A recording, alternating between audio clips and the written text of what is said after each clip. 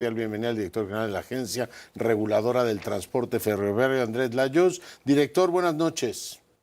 ¿Qué tal? Buenas noches, Leonardo. Muchas gracias por la invitación. Bueno, pues veía en el paquete que aprobaron efectivamente, bueno, el presupuesto está todavía en discusión, pero está planteado que gastemos alrededor de 140,000 millones en trenes el año que viene, 105,000 de los cuales son trenes nuevos. Déjeme empezar la conversación preguntándole por los que se van a terminar. El México-Toluca, por ejemplo, Andrés, ¿para cuándo?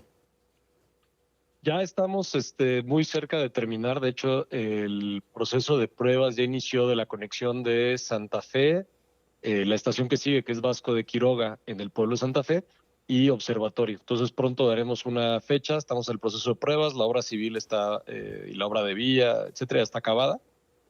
Pero sí hay que hacer todas las pruebas para garantizar la seguridad de operación de los sistemas de control. Y pasaba el otro día allí por Santa Fe, todavía no han terminado la estación, ¿no? La que está terminada es Santa Fe, pero digamos la parte de Pueblo, Santa Fe, ya en Observatorio, todavía falta, Andrés. No, la estación, o sea, hay una estación en Santa Fe, el centro Sí, sí, en comercial, el que está centro operando, comercial, esa está terminada. esa está, Después está la de Vasco de Quiroga en el pueblo de Santa Fe, esa también está terminada. Y la estación que está actualmente en obra, aunque la estación propiamente del tren ya está casi terminada, es en Observatorio. la de Observatorio. Todavía el año próximo se Así va es. a comer 7,000 millones ese proyecto. Sí es parte de lo que está presupuestado, ya con eso hacer el cierre del proyecto completo. Pero digamos para verano del año próximo ya tendremos el tren completo.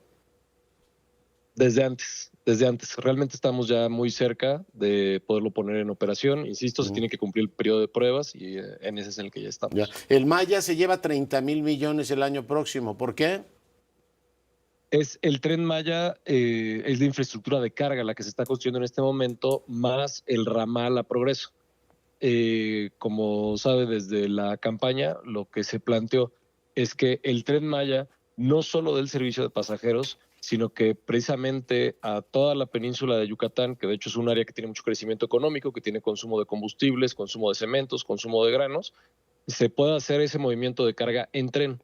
En particular, la extensión que se hace o el desvío que se hace más o menos desde Mérida, poquito antes de Pochilá, a Progreso, es uno que permite conectar también con el puerto y justamente dar el servicio de carga vía tren, lo cual da enormes beneficios a la península. Entiendo que ahora de los nuevos son más o menos 800 kilómetros en construcción, que es Ciudad de México Pachuca, Ciudad de México Querétaro, Querétaro Irapuato y Saltillo Nuevo Laredo, Andrés. Sí, así es correcto. Esos 4 tramos ya iniciamos construcción.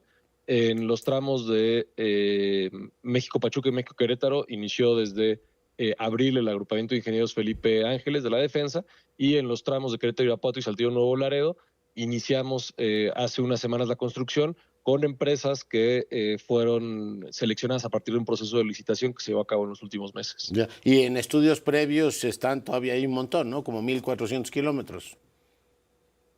Un poco menos está en estudios previos. Ahorita ya iniciamos los estudios, de hecho, de Querétaro a Saltillo y de Irapuato a Guadalajara. Eso en total, ya efectivamente lo que está en obra, más esos estudios, nos suma alrededor de 1,500 kilómetros. El Querétaro, que ya urge, la autopista, no sé si ha pasado últimamente, bueno, está permanentemente saturado, urge. ¿Va a ser pasajeros y carga? No, de hecho hoy ya existen a Querétaro 4 vías de carga. Lo que estamos construyendo son vías exclusivas de pasajeros. El servicio de carga, digamos, por muchas razones, se usa en el camino a Querétaro, pero también una de las razones que explica que se use tanto el autotransporte es porque la distancia para carga no es tan grande entre la Ciudad de México y Querétaro. Caray, Es mucho más 200 grande en San Luis kilómetros. Potosí. Mm.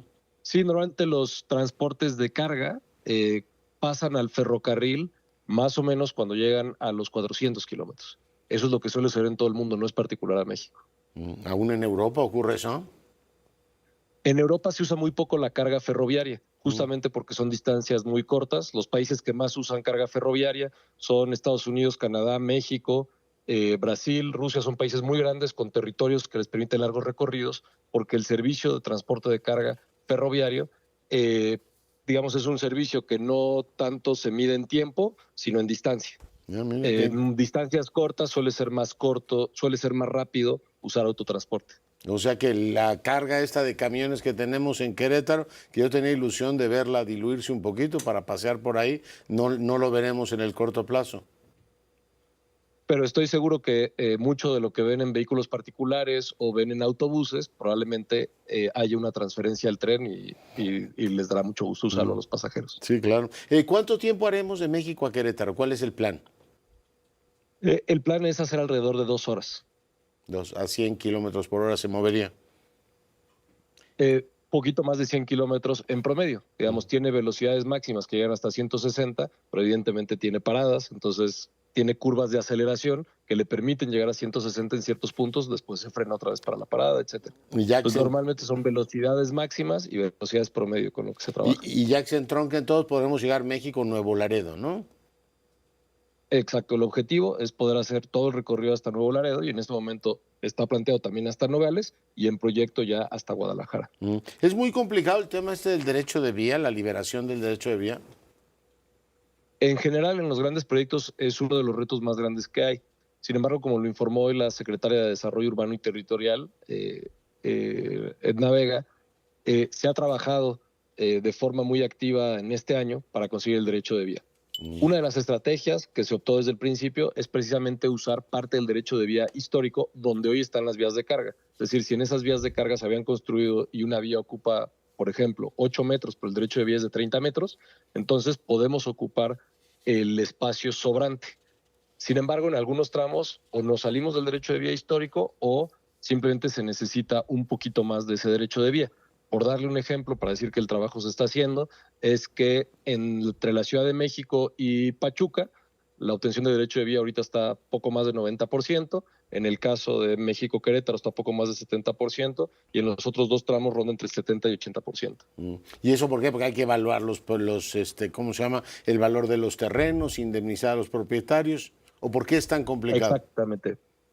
Sí, tenemos normalmente dos tipos de propiedades, propiedad social, que son la mayoría de ejidos, o propiedad privada. En el caso de la propiedad social, se necesitan hacer asambleas donde el ejido vota vender ese pedazo de tierra, lo cual en la gran mayoría de los casos, y no es que en todos, ha sido positivo el resultado de las asambleas. Se ha hecho un gran trabajo por parte de la Procuraduría Agraria, del Registro Agrario Nacional, la propia SEDATU y del área de vinculación de la SICT, y también con el INDAVIN, que es la institución del gobierno que maneja el patrimonio de la nación, se hacen los avalúos con referencias de mercado y eso es lo que se le paga a la gente.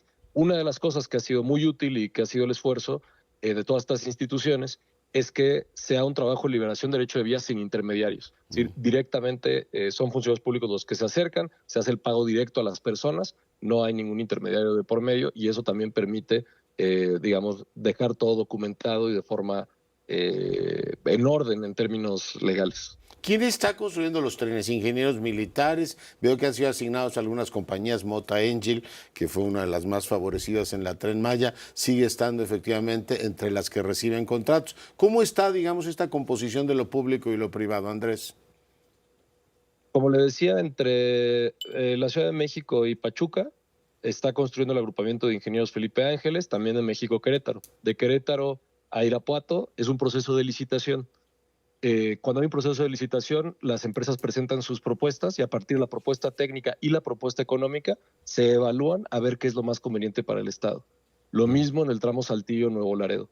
También son hoy 4 empresas que han participado, han participado de hecho más empresas, pero son 4 empresas las que han ganado en estas licitaciones a partir de su propuesta técnica y propuesta económica. Y si uno ve, y las puede ver en la página de internet en Compras MX, puede ver cuáles son las ofertas que se han presentado, puede ver cómo ha sido tratando de obtener los mejores precios. Construirán, pero digamos, la operación se la reserva el gobierno.